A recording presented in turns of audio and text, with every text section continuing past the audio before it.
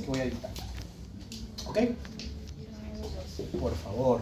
Bueno, no creo que lleguen tarde a las 10 de la noche, ¿no? En el colmo. Y por cierto, a tus compañeros que están faltando, creo que hay 2 o 3 que tienen 3 faltas en unidad, creo que ya están muertos. Muy bien, entonces, ¿qué tema vamos a hablar? Me dijiste es... páncreas. Hoy vamos a hablar del páncreas, ¿no? ¿Qué es lo que no saben del páncreas? ¿Qué es lo que no saben del páncreas? A ver. ¿Qué hemos hablado anteriormente del páncreas? ¿Del endocrino o del exocrino? Hemos hablado del exocrino, ya. Entonces vamos a hablar del endocrino. ¿Qué quiere decir endocrino? ¿Hormonas? Muy bien Karen. Lo que libera al torrente sanguíneo. Exocrino fuera del torrente sanguíneo. Bueno, ya saben, ¿a partir de qué semana se forma el páncreas? Tercera, cuarta. ¿De qué capa embrionaria? Endodermo. ¿De qué parte del intestino? ¿Anterior, medio, posterior? Anterior, muy bien. Entonces ya saben que hay una cara ventral y una cara dorsal. Se dan vuelta y se unen. Como vamos a hablar del páncreas endocrino, nos vamos a enfocar más que todo en la cola del páncreas. En la cola del páncreas es donde están los islotes de Langerhans. Muy bien, primera pregunta. ¿Cómo descubrieron los islotes de Langerhans? Anoten, para la próxima semana. Artículo, por favor. Igual no creo que encuentren eso en libro, así que va a ser por ahí. Tampoco busquen en Wikipedia, ni en YouTube, nada de eso. Eso no son fuentes bibliográficas. Bueno, les voy... ¿Cómo se descubrieron los islotes de Langerhans? Bueno, les voy comentando que ustedes saben que la mayoría de los descubrimientos médicos se debieron gracias a los nazis, ¿verdad? ¿Saben eso o no? ¿Sí? ¿Sabes eso? ¿Tú sabías que los nazis experimentaban con los judíos? ¿O no? ¿Sabías eso o no sabías eso? Yo sí lo había leído. Yo sí había leído algo de eso. Claro, en lugar de estar leyendo, pues, no sé... ¿Qué revista lees? Esas revistas que no llaman la atención. ¿O qué película has visto al último? Destino Final, seguro. Había un médico que se llamaba, creo que Joseph Mengele. Hay muchos médicos alemanes que utilizaban los campos de concentración como experimentos. ¿Okay?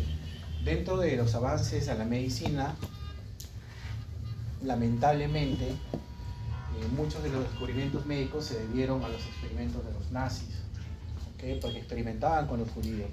Lamentablemente es una historia muy triste. ¿Han visto películas, no? El niño de la pijama de raya. ¿Han visto esa película o no? En lugar de estar viendo, no sé, pues, Shakira, la primera gira, esas cosas. ¿No? ¿Sí han visto el niño de la pijama de raya? ¿Han visto los juicios de Nuremberg?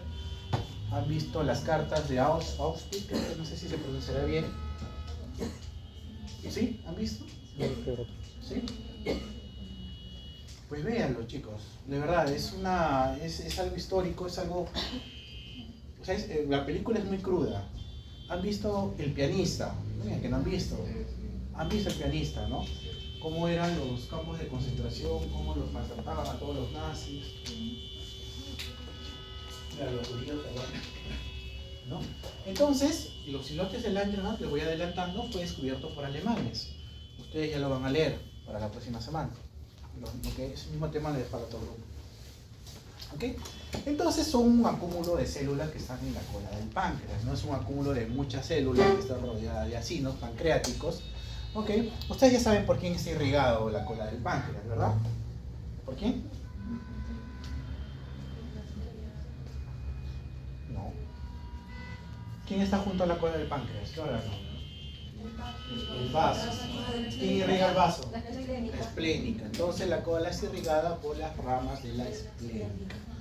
Muy bien, vamos a encontrar diferentes tipos de células tipo alfa, beta, delta, epsilon y otras que por ahí vamos a encontrar. Alfa producen carbón, las betas producen insulina y las delta producen, principalmente vamos a hablar de eso. ¿Qué hace la insulina? Regula la glucosa, ya sabemos que regula la glucosa igual que el glucagón y la somatostatina. ¿Qué hace la insulina? Es una hormona hipoglicemiante. ¿Qué quiere decir hipoglicemiante? Que baja los niveles de azúcar en la sangre. Muy bien, baja los niveles de azúcar en sangre. ¿Y cómo crees que los baja? Yo tengo la glucosa que ha sido absorbida del intestino y la tengo en el torrente sanguíneo. ¿A dónde la llevo? Tejidos periféricos. ¿Y a dónde más? Y al hígado. Y las almacena en forma de... ¿Cómo se llama ese proceso? Glucogénesis. No, glucogénesis. Muy bien. Glucogénesis. Entonces, a eso vamos a llamar glucogénesis. También tiene la capacidad... Bueno, vamos a ir viendo, es uno de los tantos procesos. ¿El glucagón qué es lo que hace? Es hiperglicemiante. Entonces, ¿qué va a hacer el glucagón? Va a subir los niveles de insulina. ¿Cómo creen que lo sube? Voy a producir más azúcar o más carbohidratos, más glucosa en sangre. ¿Cómo creen que lo hacemos? Saca del almacén. Saca del glucógeno y lo transforma en glucosa. ¿Cómo se llama ese proceso? Ese es Glucólisis. Muy bien. Y si lo produzco de otros sustratos, gluconeogénesis, ¿no? Entonces son parte de las tantas funciones que vamos a ver en un rato. ¿Y la somatostatina qué hace? Inhibe a la insulina y al glucagón, ambos. Es un regulador también. Bueno, lamentablemente no sé por qué no hablamos de diabetes acá, pero mencionan mucho la insulina, el glucagón. ¿Qué más? Vamos a ver ahorita los mecanismos. No hablando de eso, pero principalmente tenemos que hablar de la insulina y el glucagón. Muy bien, entonces empecemos. ¿Qué hora es? Creo que 45 minutos acabamos. 7:51, listo. 8:30 debo estar en mi casa. Listo, una diapositiva. Listo. Lo que mencionaba ustedes, endodermo, cuarta semana, de las 2 yemas pancreáticas. Entonces el páncreas endocrino viene, los islotes se empiezan a formar a partir del tercer mes. Por cierto, la segunda pregunta, ¿por qué se le llama insulina y cómo se descubre la insulina? ¿Alguien sabe? ¿O ha leído? ¿Sí? ¿Alguien lo ha leído? ¿Por qué se le llama insulina y cómo descubren la insulina? Segunda pregunta. Estos no fueron los nazis. Estos fueron canadienses. Y me han dicho, les voy a contar una historia. Bueno, continuando. ¿Alguno de ustedes ha ido a Tailandia? ¿No ha ido a Tailandia? ¿Tailandia? Levante la mano quien ha ido a Tailandia. Bueno, cuando gane suficiente dinero lo van a hacer. Tailandia es un país que... Bueno, ustedes cuando van a un país tienen que conocer su historia. Tailandia es un país asiático en el cual se le denomina que tiene el mayor banco negro de órganos de todo el mundo. O sea que si ustedes tienen un corazón, un riñón, pueden ir a Tailandia, porque lo van a conseguir. Si ustedes se pierden en Tailandia, probablemente les quiten los órganos. ¿Okay? En Tailandia, como nosotros tenemos perros que cruzan, perros callejeros, ellos tienen dragones. ¿Dragones como? Dragones, llamados dragones de Komodo. Que cuando tú caminas por las calles, los dragones están caminando como si fuesen perros acá en el Perú. ¿Saben, no? ¿O no? ¿Saben qué es un dragón de Komodo? ¿Lo han visto? Son lagartos gigantes, pero se les dice dragones. En una oportunidad, era una persona diabética, con niveles altos de glucosa, fue atacado por uno de estos dragones. Y terminó, pues obviamente, en cuidados intensivos con una hipoglicemia. Interesante, ¿no? La tercera pregunta. La relación entre el dragón de Komodo y la insulina. Vamos, anote. ¿Qué relación tiene el dragón de Komodo con la insulina? 3 preguntas, ¿no? Para 3 alumnos nada más, porque ya no puedo regalar mucha nota. Listo. Continuemos entonces. Los islotes entonces a partir del tercer mes, ¿en semanas cuántas? Por favor, tengan mucho cuidado. Ya, pónganlo entre 10 a 12 semanas. ¿Ya? Justo el doctor Melchor, los alumnos del doctor Melchor le dijeron que hicieran acá Pite porque ustedes van a encontrar diferentes bibliografías, pero consideren entre 10 a 12 semanas. ¿Ok? La formación de los islotes de Langerhans. Por cierto, Langerhans es un apellido alemán, ¿no? Bueno, este dibujo ya lo han visto anteriormente, se junta y a partir del quinto mes, ¿en semanas cuántas? 20, ¿no? Más o menos. Pero considérenlo a partir de la semana número 15. Formación de insulina. Pregunta de examen. Listo, bueno. Saben que hay reguladores químicos que están relacionados, o regulación molecular, que están relacionados a estas hormonas. Principalmente a las células beta y a las células alfa. Por favor, PAX4, PAX6 para células beta y solo PAX6 para células alfa. Ten en cuenta eso, ¿ya? Pueden ser preguntas de examen. Ya les dije, son islotes. La palabra islote viene de islas, ¿verdad? Entonces son pequeñas islas de células que se forman entre los acinos y están apachurradas, ¿no? Esos son los islotes de Langerhans. Son estructuras diferenciadas de 1 a 2 millones en el ser humano que producen hormonas. Nidos o grupos aislados de células neuroendocrinas y células aisladas dispersas. Esto lo vamos a ver en un gráfico.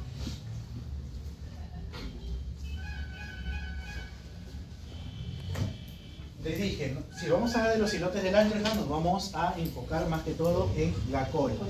La diferencia histológica que estas células de los islotes son más pequeñas y pálidas a comparación de los acinos pancreáticos. Entonces vemos cómo es un acino, el acino pancreático que están por fuera, y estos son los islotes de Langerhans. Si ven, son células más claras, ¿ok? Más dispersas. Podemos ver, son más pequeñas, más claras a comparación de los acinos pancreáticos, ¿ok? Esas características tienen que tener en cuenta con respecto a la distribución histológica. Recordad que cada islote tiene diferentes tipos de células neuroendocrinas, alfa, beta, delta, epsilon, y hay muchas otras que están también inmersas, pero que tienen menor cantidad. Pero las principales son las tres que hemos mencionado al inicio. Por favor, esto sí, apréndanse. El 70% son las beta, 20% glucagón y de 5 a 10 somatostatina. Las otras vienen en menos del 1 al 2%. ¿Ok?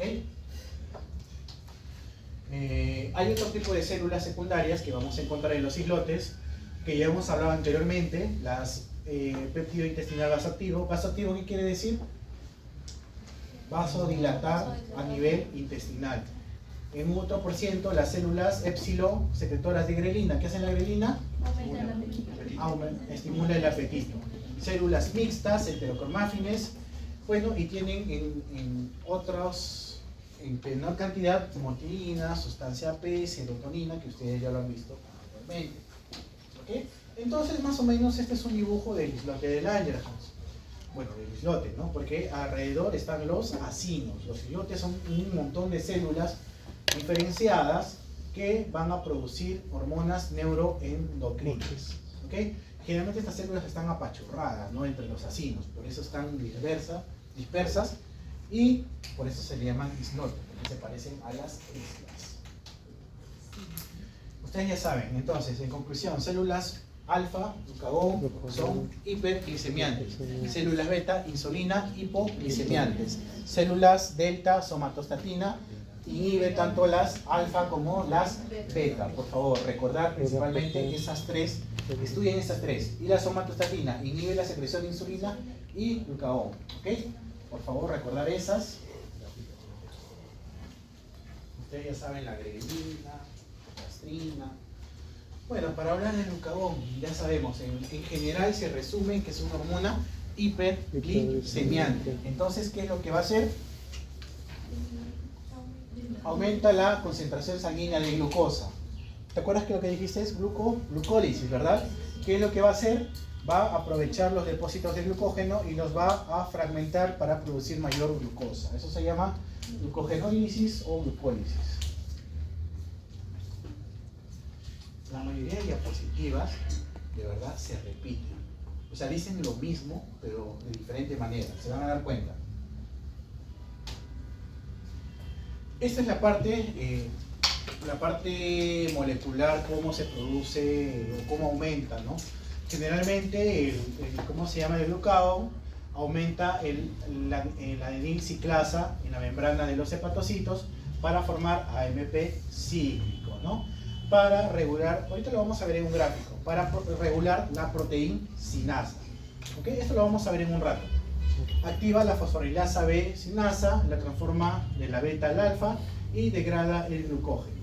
Glucosa 1-fosfato, que se desfosforila y libera glucosa. ¿Y para qué sirve la glucosa?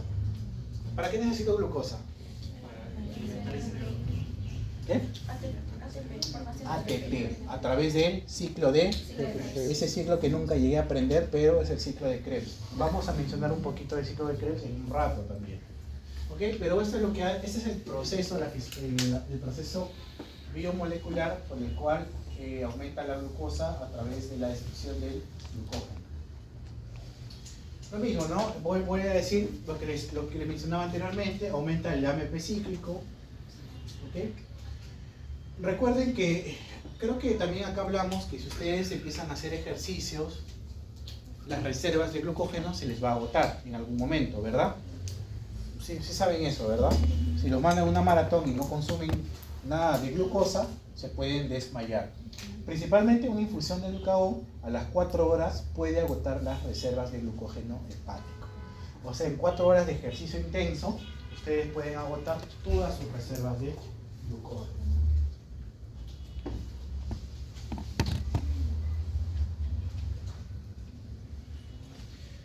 El otro proceso que tú mencionabas, ¿te acuerdas? O no sé quién más mencionó, que yo necesito glucosa, quiero aumentar la glucosa en mi sangre, pero a partir de otros sustratos. ¿Cómo se llama ese proceso?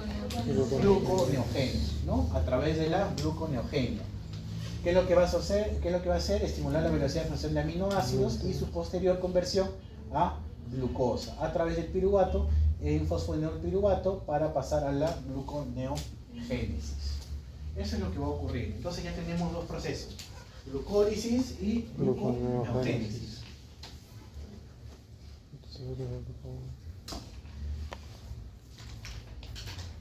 ¿Qué más? A ver, ¿cómo les explico esto?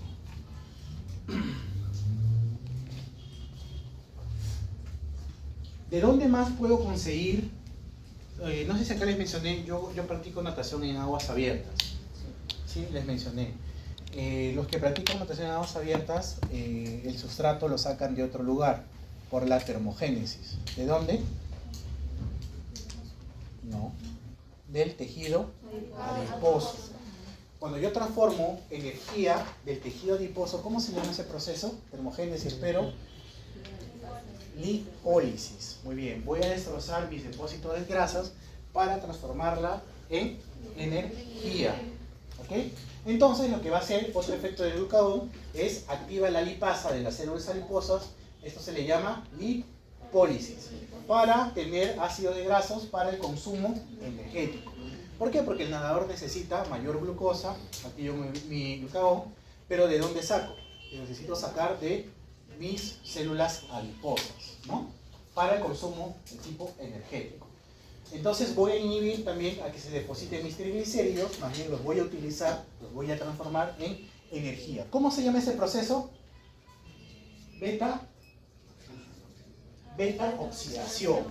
Vamos a verlo más adelante, qué sucede con la beta oxidación, porque la beta oxidación también termina en sustratos como los cuerpos cetónicos, los acetoacéticos, ¿no?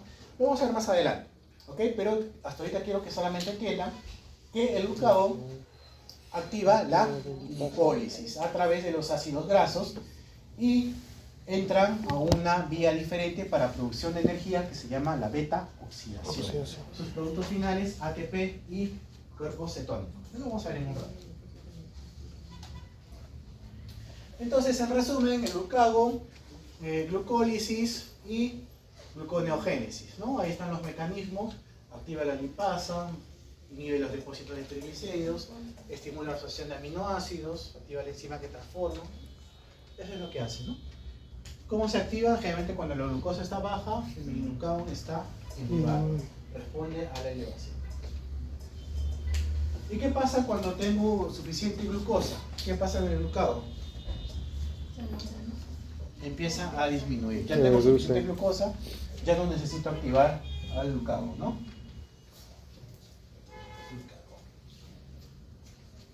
Bien.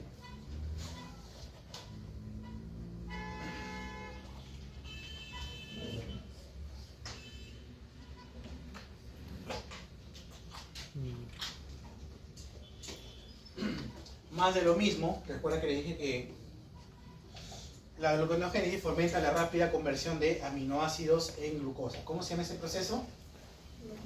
Gluconeogénesis. Principalmente ocurre con los sustratos como la adenina y la arginina. ¿Okay? ¿En qué situaciones yo necesito mayor glucosa? Principalmente en el ejercicio agotador. Cuando hay ejercicio agotador o extenso, necesito activar todos mis depósitos, o necesito tener la mayor cantidad de glucosa posible. ¿Para qué? Para que el cuerpo, el músculo o el tejido periférico pueda utilizar o pueda aprovechar la glucosa para transformarla en energía, en ATP. Eso es lo que quiere decir. El ejercicio estimula la secreción de glucagón, ¿no? El ejercicio necesita mayor cantidad de glucosa. Aparte del glucagón, ¿cuáles son otras hormonas que producen hiperglicemia?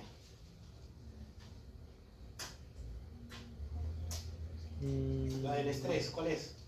La cortisol. La que se produce en la médula suprarrenal. La adrenalina. Bueno, pasemos a la somatostatina. ¿Qué es la somatostatina? Es un polipéptido de 14 aminoácidos secretado por las células delta, que va a inhibir tanto la acción de la insulina como de la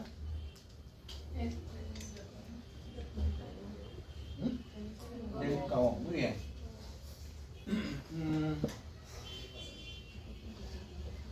La somatostatina también es... ¿Qué relación tiene con la hormona de crecimiento? La inhibe. Muy bien. ¿Se acuerdan? La hipoglicemia o la hiperglicemia estimula la hormona de crecimiento. La hipoglicemia.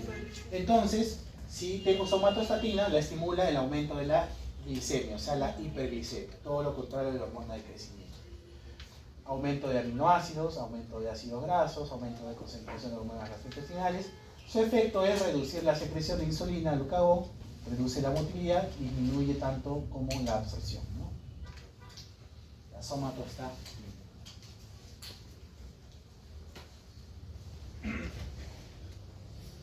Bueno, entramos a la insulina. Bueno, ¿qué parte de la historia de la insulina? Generalmente, a mí lo que me gustaba de los presidentes de cardiología en la Almenara es de que siempre que exponen, siempre tienen que exponer la historia. Al jefe de servicio le gusta que siempre le ponga la historia, un pedacito de la historia. Bueno, ya para los que les dije cómo se descubrió la insulina, Bating y Best, que son canadienses, lo aislaron en 1922, o sea, hace más o menos más de 100 años, ¿no? Aproximadamente, no hace mucho. Y el pronóstico de los pacientes con diabetes grave dejó de ser sombrío, porque aprendieron a manejar lo que es la crisis hiperglicémica. Pero obviamente ustedes me tienen que mencionar cómo lo descubrieron, en quién, cómo lo probaron.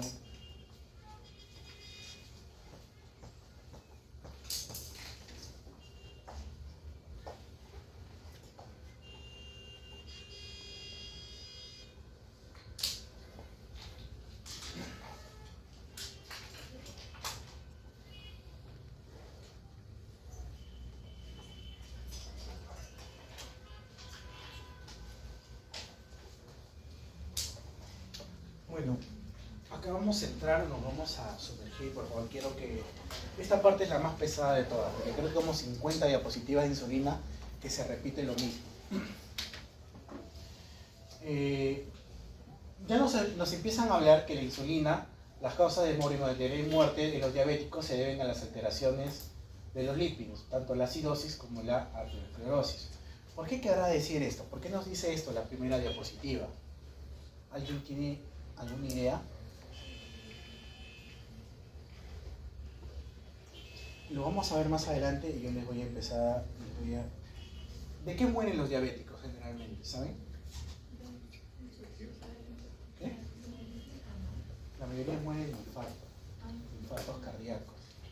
¿Por qué? Porque están muy relacionados a la arteriosclerosis. ¿Por qué? Porque los ácidos grasos son desplazados mediante las lipoproteínas. Lo vamos a ver más adelante, no se preocupe. Son desplazados y los llevan hacia las arterias. Y la acidosis por la formación de los cuerpos cetónicos que son ácidos. Entonces son las dos principales complicaciones de los que tienen alteración en la insulina. La acidosis y la arteriosclerosis. Menor capacidad de proteínas con diabetes prolongada no controlada, atrofia de los tejidos. El diabético tipo 2, ¿cuál es la característica? ¿Es obeso o es flaco? Obeso. Es obeso.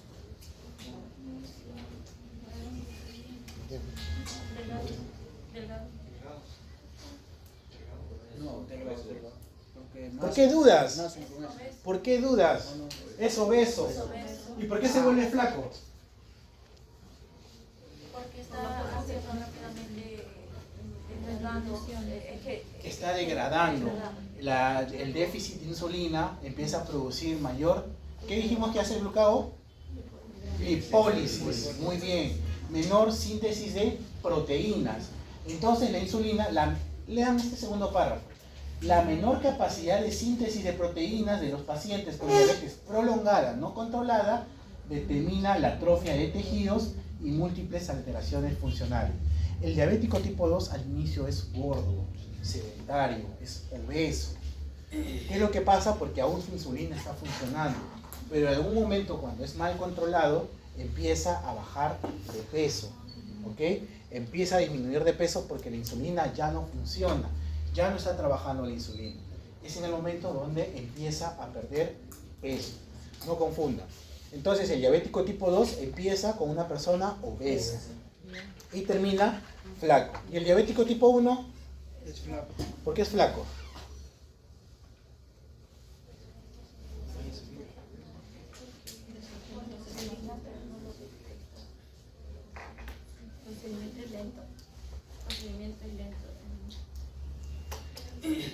¿Alguien? Por la misma razón. ¿Qué hace el glucagón? Lipólisis. Hace lipólisis porque no tiene insulina. El diabético tipo 1 no tiene insulina y si no tiene insulina, no tiene síntesis de proteínas. Entonces el diabético tipo 1 siempre va a ser flaco. Ese es el diabético tipo 1. ¿Me entendieron, verdad? Profesor, disculpe. Yo he escuchado que dicen que el tipo 1 es hereditario. No, necesariamente. A bien, el tipo 2 es hereditario. Profesor, ¿cuál es el más complicado, el 1 o el 2? Los dos son complicados. Solo que el tipo 1, tú le das insulina y mejora. El tipo 2, tienes que mandarlo a hacer ejercicio, comer bien y tienes que darle su tratamiento. No insulina. No, es que el tipo 2 sí produce insulina. La cosa es de que no la insulina hace una resistencia a la insulina, pero sí tiene insulina. En el tipo 1 no tiene insulina. Tú le das insulina al tipo 1 y mejora. Al tipo 2 tienes que mandarle a hacer dieta, a dar su tratamiento. ¿Ok? ¿Qué dijiste? ¿Qué me dijiste? ¿Algo preguntaste? Sí, ahora hereditario. Mira, los tipo 2, si tienes pacientes diabéticos, probablemente vas a hacer diabetes. El tipo 1 no siempre es hereditario. Tiene un componente hereditario, pero más que todo tiene un antecedente autoinmune o infeccioso. ¿Ok? Bueno, cuarta pregunta entonces, diabetes tipo 1 y diabetes tipo 2, diferencias. Muy bien, muy buena pregunta, de verdad. Esto va a hacer que estudies para tu examen la próxima semana y no jale. Para tu 11 en el examen.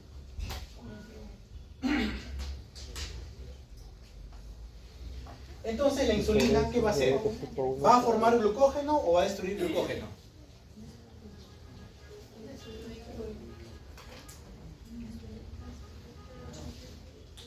¿Qué va a hacer? ¿Qué hace la insulina? ¿Forma glucógeno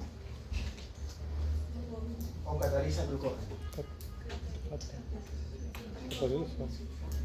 Si es hipoglicemiante, forma glucógeno. O sea, la glucosa que está en tu sangre la va a llevar ¿a dónde? ¿A dónde dijiste? Al tejido periférico, ¿de dónde? Y lo va a transformar en glucógeno. Entonces, a ver, dice la insulina, voy a guardar glucosa en el hígado y voy a guardar glucosa en el tejido periférico, principalmente en los músculos. ¿Para qué? ¿Por qué lo guarda en los músculos? Uno reserva, en el hígado más que todo en la reserva, pero en los músculos...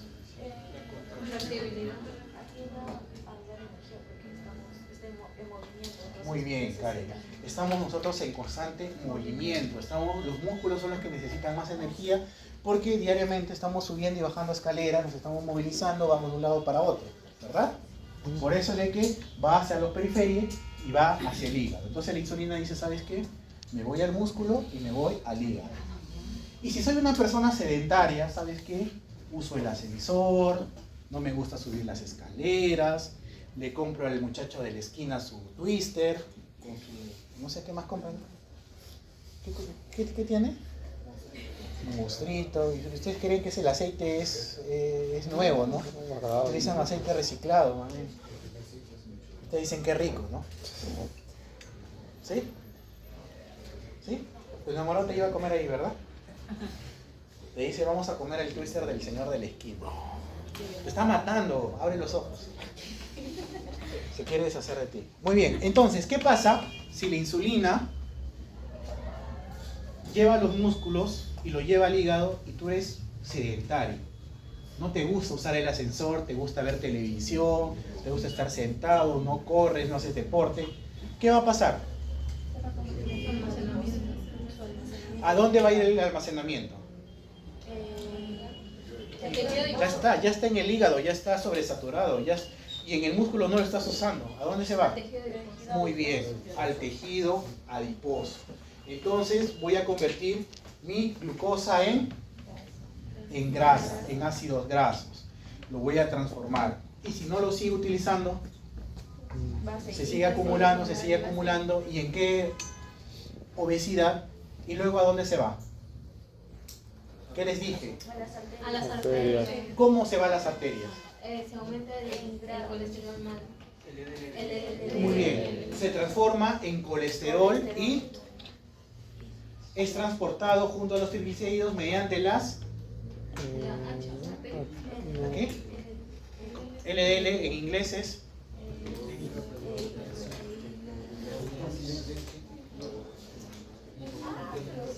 lipoprotein low density, ¿verdad? Lipoproteína de baja densidad y de muy baja densidad, very low density lipoprotein, ¿verdad? Entonces, mediante esos dos mecanismos, la glucosa se ha transformado en ácidos grasos, los ácidos grasos se han transformado en colesterol y han sido captados por las lipoproteínas de baja densidad y de muy baja densidad y las depositan ¿en dónde? En las arterias. Y todo por el twister de tu enamorado. Profesor, ese colesterol malo, bueno, si está en niveles normales no es malo, pero tiene sus receptores en los vasos sanguíneos y las arterias y por eso se forman las ateromas. Lo vamos a ver en un rato, a mí lo dice. Está escondido pero en las últimas diapositivas. Pero lo que quiero es que ustedes me entiendan eso, ¿verdad? Entonces, ¿le vas a aceptar el twister? No es que yo sea malo, pero yo estoy seguro que ellos reciclan su aceite. Así que dicen que rico.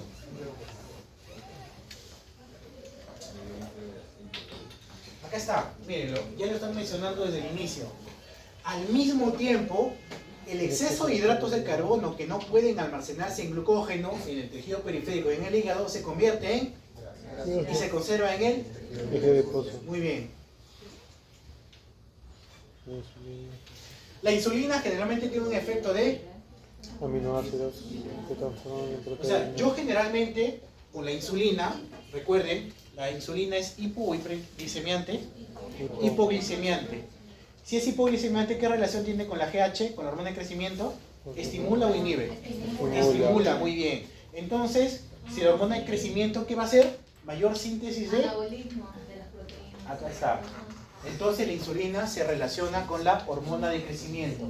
Ejerce un efecto directo sobre las células para absorber más aminoácidos y se transformen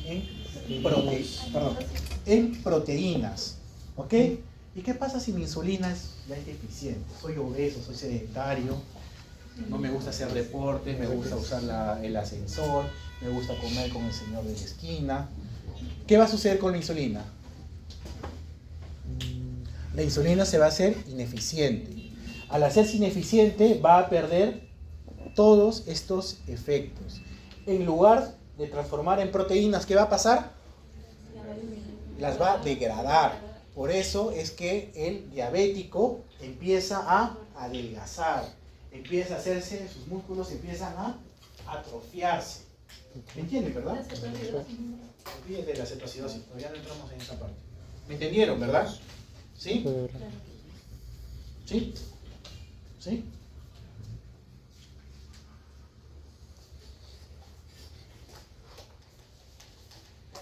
Mientras la insulina sea buena, va a cumplir efectos positivos sobre las proteínas. Pero cuando ya empiece a deformarse, empieza a hacer todo lo contrario. Bueno, parte de la insulina, recordemos que comienza con un precursor de proinsulina con 11.500 daltons, luego pasa a proinsulina, 9.000 daltons, tiene cadenas alfa, beta, C. La insulina consta de dos cadenas, ahorita lo vamos a ver, unidas por puentes disulfuro y un puente disulfuro intercatenario. Vamos a ver que los receptores de insulina, hay un receptor que está fuera de la membrana, pero hay otro receptor que está en la misma membrana, ¿ok? Que van a estimular a la proteína sinasa. Lo vamos a ver en un rato.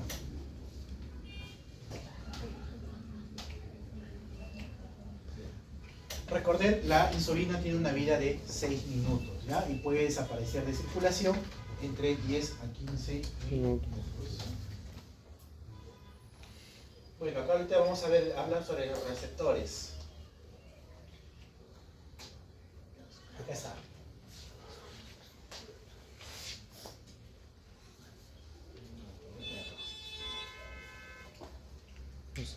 Lo que están viendo es una membrana celular que tiene receptores para insulina y viene la insulina. Entonces les mencionaba, la membrana celular tiene dos receptores de tipo beta que están dentro de la membrana y aparte tienen unido por puentes disulfuro, doble puente disulfuro, y tiene un receptor que está fuera de la membrana de tipo alfa unidos por un puente disulfuro. A este receptor se une la insulina. Al unirse a la insulina va a activar ¿qué cosa? La tirosina sinasa. La tirosina sinasa. Al tener la insulina, ¿cuál es la función de la insulina? De que la glucosa entre, ¿verdad? Quiero que entre. Entonces, para que entre, voy a activar la tirosina sinasa para el transporte de glucosa, síntesis de proteínas, síntesis de grasa y síntesis de glucógeno. Muy bien, a ver, Karen, ¿qué pasa cuando la insulina es mala? ¿Qué va a suceder con esto? Se degrada, muy bien. ¿Qué va a suceder con las grasas? Igual. Recuerden, al inicio se van a empezar a acumular en las grasas, pero cuando la insulina ya es un diabético avanzado, en lugar de síntesis de grasa, ¿qué va a suceder? Lipólisis, como si fuese la función del glucógeno, ¿no? En lugar de sintetizar grasas, se va a consumir las grasas. ¿Qué va a pasar con el glucógeno?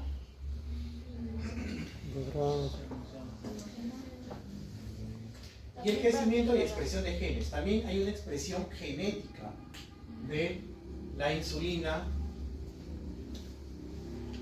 Entonces, el efecto de la insulina va a hacer que la glucosa entre a la célula y sea aprovechada. Muy bien. Entonces, la función de la insulina es transporte de glucosa, síntesis de proteína, síntesis de grasa, síntesis de glucógeno y crecimiento y expresión de genes.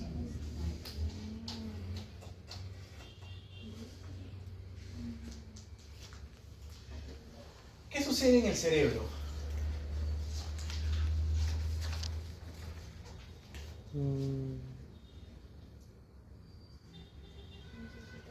En el cerebro la glucosa entra nada más. No necesita a la insulina para tener un receptor en el cerebro, en las células, en las neuronas. ¿Okay? Dice, la captación de glucosa por las membranas casi en el 80% de células, sobre todo en células musculares y adiposas, pero no en células encefálicas.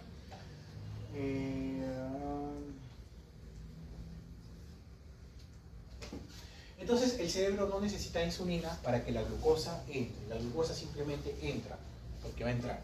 O sea, su cerebro no se va a dañar si es que ustedes son diabéticos. No.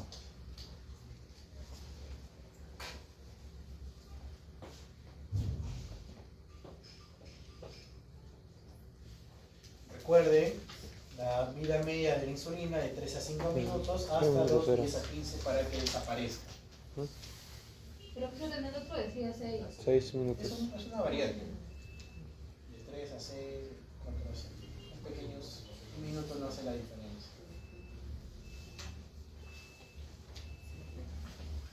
Recuerden que los ARN mensajeros van a estimular a los rizosomas gracias al ARN nucleocelular para la transformación o el utilizamiento de proteínas. ¿Okay? Lo que les mencionaba en el último punto del gráfico de este, ¿no? Crecimiento y expresión de genes. Muy bien. Bueno, más de lo mismo, de lo que decía su compañero. La insulina favorece la captación del metabolismo celular, ¿no? La insulina va a hacer que el músculo aproveche mejor la glucosa, ¿no? Durante el día, el tejido muscular, sino de ácido graso, ¿no? Por eso ustedes tienen que hacer ejercicios, porque si no van a transformarlo en tejido adiposo, en ácidos grasos, como dice acá. Si está muy en reposo.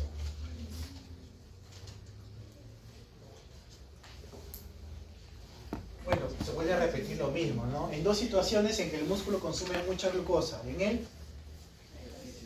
el ejercicio, ¿no?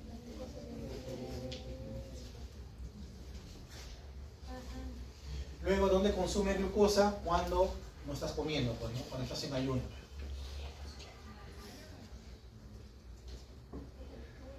Lo mismo, si no te ejercitas, ¿qué va a suceder? Se depositará en los músculos, pero si no haces, se va a ir al tejido adiposo. Y si va al tejido adiposo, luego se va a las arterias. Gráfico que dice pues que el miocito también necesita la insulina para que pueda ingresar la glucosa. La insulina facilita el manejo de glucosa por el hígado a través del glucógeno, ¿no? Recuerden, cuando ustedes están en ayuno, se está liberando el glucógeno a glucosa. Ustedes se habrán dado cuenta que cuando están en ayuno, están con hambre y de un momento a otro dejan de sentir hambre, ¿verdad? Eso es porque se está utilizando el glucógeno, sus reservas.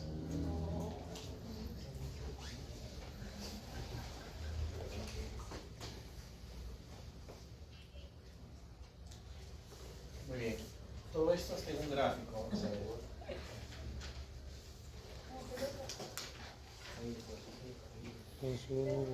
Bueno, ¿dime? Por favor, esto también tener en cuenta. La insulina va a hacer que va a evitar de que se degrade el glucógeno. ¿Mediante qué? Mediante la inactivación de la fosforilasa hepática, ¿ok? Bueno, más de lo mismo. La insulina aumenta la captación de glucosa en el hepatocito y en el tejido periférico, ¿no? Lo mismo, la insulina fomenta la actividad de enzimas favorecedoras a la síntesis de glucógeno. Por eso les decía que muchas diapositivas se repiten pero de diferente manera.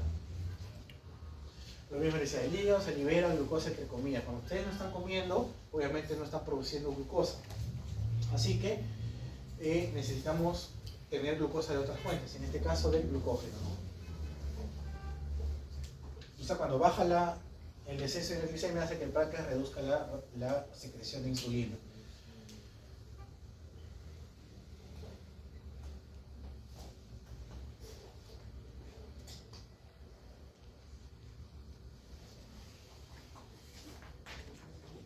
Acá ya empieza sobre... Hemos hablado ahorita todos los efectos de la insulina, pero ahorita vamos a entrar en todos los efectos cuando la insulina no funciona o no está en un correcto funcionamiento, ¿no? La falta de insulina activa la enzima fosforilasa que produce la degradación de glucógeno a glucosa fosfato. ¿Qué quiere decir? Entonces, recuerden que la insulina producía glucógeno, ¿verdad? Se almacenaba en forma de glucógeno. Pero cuando ya no hay insulina, al contrario, se empieza a degradar a glucosa fosfato, glucosa fosfatasa.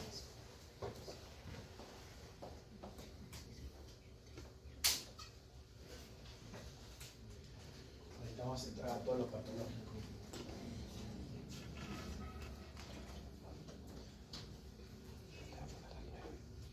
Acá está. Mientras tengamos insulina, recuerden, el exceso de glucosa se va a transformar en ácidos grasos, ¿no? ¿Y dónde se va a ir a tus rollitos, verdad?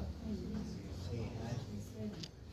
Y miren, estos ácidos grasos se empaquetan como triglicéridos dentro de las lipoproteínas de muy baja densidad y son transportados al tejido adiposo para depositarse en grasas. Pero también son transportados ¿a dónde? A las tibias para formar la placa ateroma.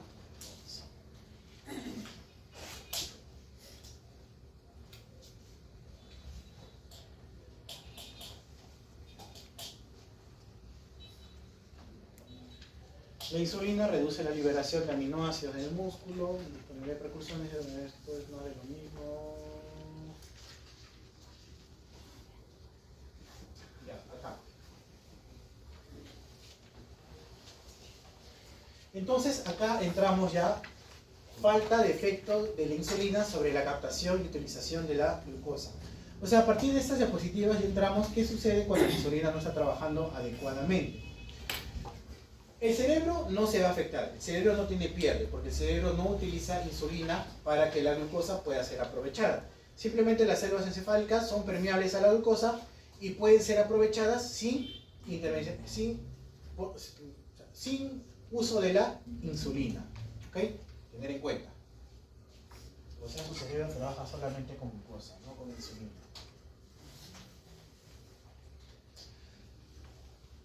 ¿Cuáles son los valores de glucosa? 70 a 100 más o menos. ¿Qué es mejor, tener la glucosa elevada o qué les da más miedo? ¿Tener la glucosa elevada o tener la glucosa baja? ¿Por qué?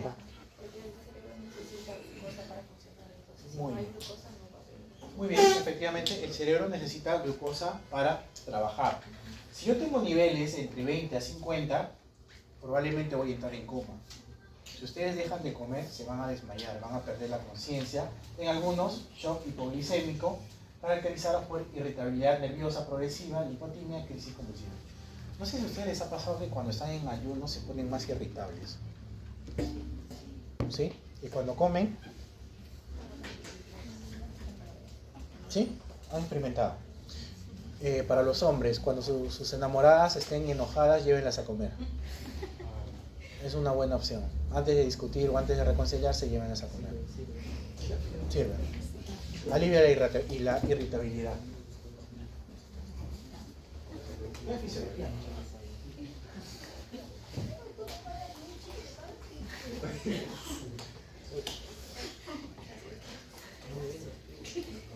Más de lo mismo, ¿no? El transporte de glucosa, la insulina sobre el transporte de glucosa hacia las células adiposas. La insulina fomenta la formación indirecta y depósito de grasa de estas células. ¿Verdad? La mayoría de diapositivas está repitiendo lo mismo. Lo mismo, ¿no? La insulina fomenta la síntesis de ácidos grasos para producir energía.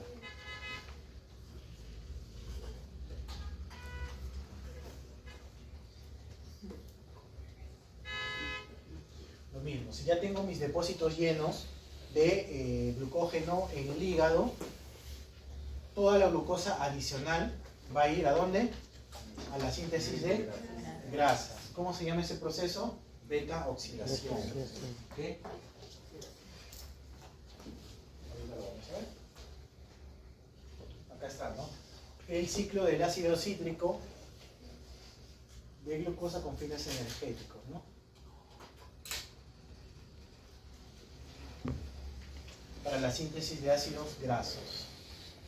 El ciclo del ácido cítrico para la formación de ácidos grasos.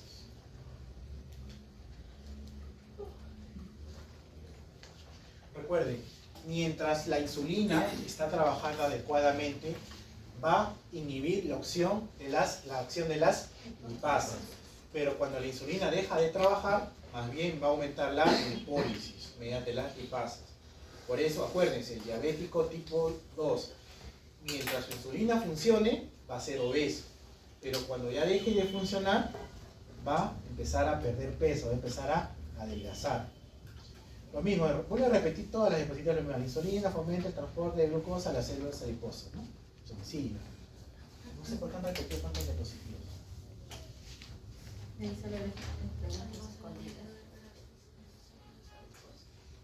Más, ¿no?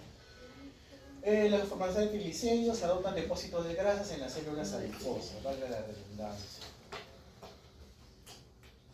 Ahí está, lo contrario. El déficit de insulina provoca lipólisis. Pero mientras yo tenga insulina, voy a inhibir la lipólisis, por favor. Y la lipólisis va a liberar ácidos grasos, ¿no?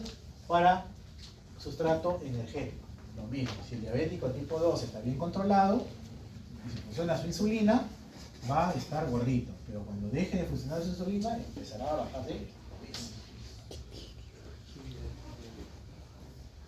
Este es un cuadro comparativo. Cuando hay disminución de insulina, provoca la lipólisis, ¿no? Y acá está, empieza a formar. ¿Qué empieza a formar? Estos son cuerpos, parte de los cuerpos cetónicos. Cuerpos cetónicos y ácidos. Acá está, otro. Lo mismo. El déficit de insulina aumenta las concentraciones plasmáticas de fosfolípidos y fosfolípidos. ¿Y por quién es transportado el colesterol? Por las lipoproteínas. Se triplica. Miren, el último párrafo, léanlo.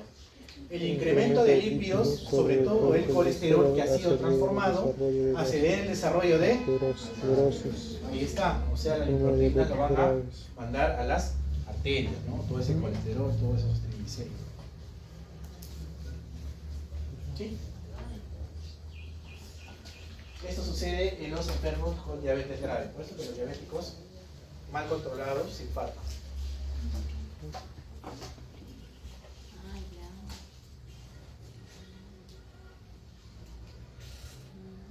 Acá está lo que les mencionaba. Ese proceso se llama beta oxidación de los ácidos grasos para liberar grandes cantidades de acetilcoenzima A. Esto forma, ¿qué dice acá? Ácido acetoacético, ¿no? Los famosos cuerpos cetónicos. Entonces, tengo a una insulina que ya está fallando, ¿sí? Estoy provocando que aumenten los ácidos grasos, se están transformando, un proceso que se llama la beta oxidación, lo cual el producto final son cuerpos o ácido acetoacético o cuerpos cetónicos. Esto va a formar, por favor, eso convierten el ácido acetoacético se transforma en, por favor, recuerden, ácido beta hidroxibutírico, acetona, juntos con el ácido acetoacético forman los, acá está, cuerpos cetónicos.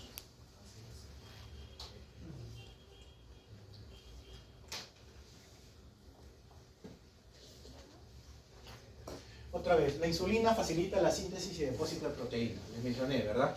Mientras tengamos una buena insulina, va a depositarse, voy a producir síntesis de proteína. Pero cuando la insulina empieza a fallar, se van a atrofiar mis músculos, va a empezar la degradación. Acá está la insulina, recuerden, la insulina es hipoglicemiante, al igual que, ¿qué es la GH? Estimula Entonces la GH tiene la misma función que la insulina, o decir que la insulina podría estimular a la GH de una manera indirecta para la formación de músculo, ¿no? El crecimiento.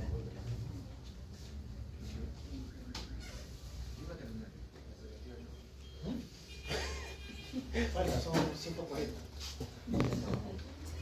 La insulina, como les mencionaba, aumenta la producción del ARN para que el ribosoma produzca mayor síntesis de aminoácidos, ¿no? Sí.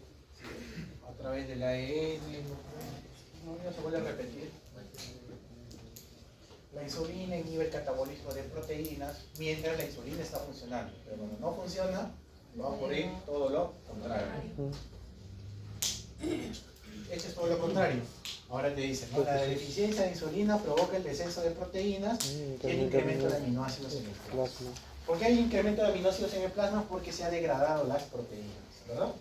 Se está haciendo todo lo contrario. Este gráfico dice, ¿se acuerdan que les decía que la insulina y la hormona de crecimiento actúan de manera sinérgica, ¿no? O sea, actúan de la misma manera. La insulina provoca hipoglicemia y la hipoglicemia estimula la hormona de crecimiento.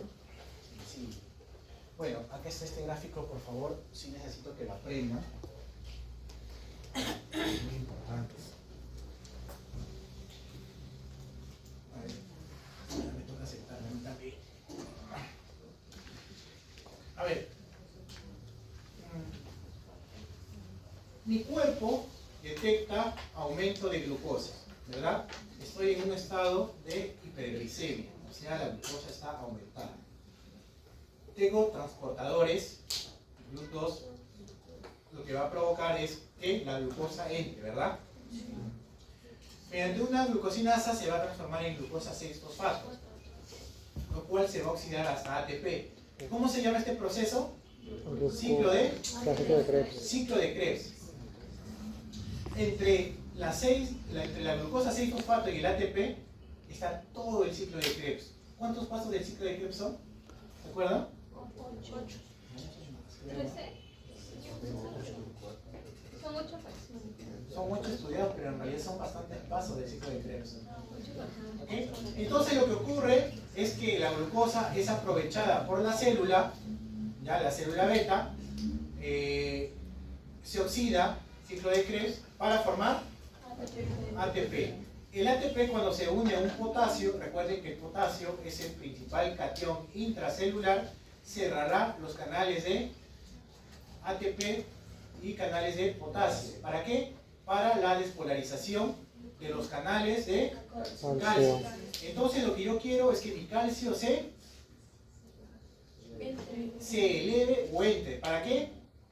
Para la liberación de insulina. ¿Para qué? Liberación de insulina. Muy bien, entonces todo lo que hemos descrito va a ayudar a que se libere insulina por las células beta. Cuando la célula beta detecte que hay un aumento de glucosa, a través de su GLUT2, utilizará la glucosa para meterlo al ciclo de Krebs y producir mayor ATP. El ATP junto al potasio cerrarán canales para despolarizar a los canales de calcio y este calcio puede entrar a la célula para la liberación de insulina. Fácil, ¿no?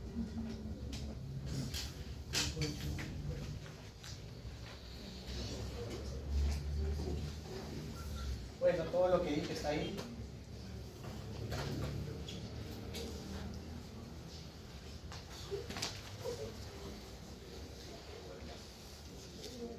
La somatostatina y la noradrenalina inhiben la exocitosis de insulina. Bueno, ya casi estamos llegando al final. ¿Qué es lo que aumenta la secreción de insulina? Obviamente la hiperglicemia, el aumento. O sea, mientras ustedes están jóvenes y están sanos, lo que te mencionaba, ¿no? Lo que tu enamorado te lleva a comer acá al frente, aumento de glucosa, aumento de grasa, aumento de aminoácidos, todo eso va a estimular la insulina. Hormonas gastrointestinales, glucagón, hormona de crecimiento, cortisol, acetilcolina, estimulación beta adrenérgica, insulina, la obesidad, sulfonilureas. ¿Qué es la metformina?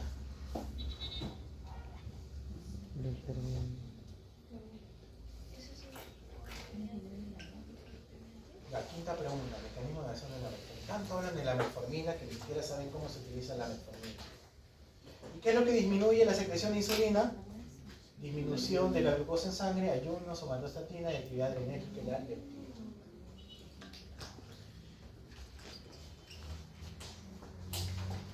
Ya saben, la hormona de crecimiento, el cortisol, se libera en hipoglicemia de manera sinérgica con la insulina.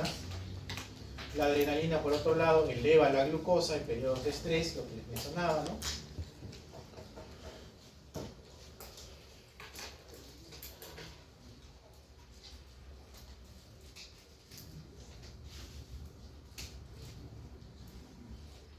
Si tengo una hepatopatía, tengo una insuficiencia hepática, no voy a poder amortiguar mi glicemia. Recuerden, si no tengo hígado, no tengo donde se deposite el glucosa. O sea, la enfermedad progresaría mucho más rápido. Vamos a hablar en las siguientes semanas sobre qué enfermedades. Hígado graso, ¿verdad? Las famosas NALF y NAF, ¿verdad? Vamos a hablar, creo que la próxima o de acá a 2 semanas. Y vamos a hablar un poquito de la función reguladora, amortiguadora del hígado. Los pacientes obesos, los pacientes diabéticos son más propensos a tener hígado graso, justamente por esto. Recuerden que la insulina y el glucagón son sistemas de retroalimentación, uno inhibe al otro, ¿no? Si hay mayor glucagón, va a mayor glucosa, por lo tanto voy a tener que liberar mayor insulina, pero cuando la insulina empieza a aumentar, entonces el glucagón tiene que aumentar. Los dos juegan un papel importante, se retroalimentan.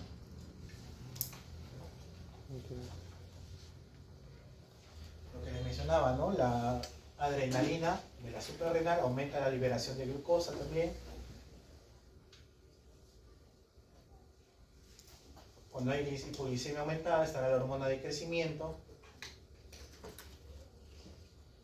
O sea, hay diferentes hormonas que ayudan a regular la glucosa. Tenemos el cortisol, la hormona de crecimiento, la adrenalina, la noradrenalina. Listo. Muy bien, ¿preguntas?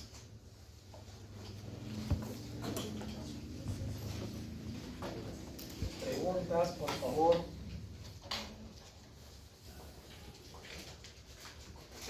¿Cuál es tu apellido?